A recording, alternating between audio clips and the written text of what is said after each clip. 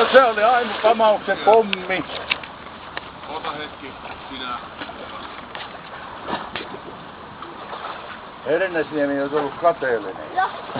Eikö Herkun pitänyt tulla? Hernesniemi ei se tuommois pommia olisi saanut aikaisemmin. Et voi niinku... Voi hypellä. Ihan mielessä. Niin, hyppää vaan.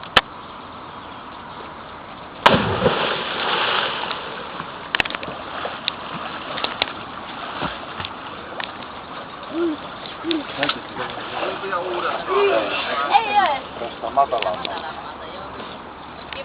Hei kaveri, joka... Se on niin kylmä, että se on vaan hengityksen. Hyppää vaan. Menette siitä vai ylhäällä?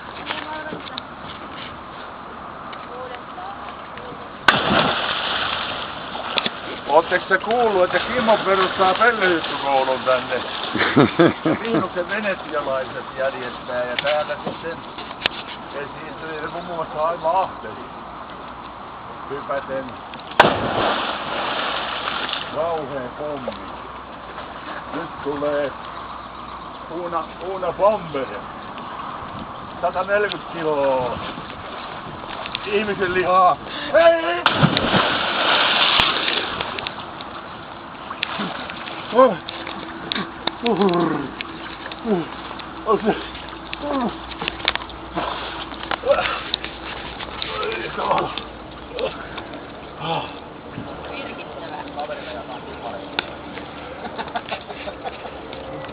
Perimmäinen kysymys, mitä täällä koko kesä tullaan askaroimaan, on se, miksi naiset ei hypi?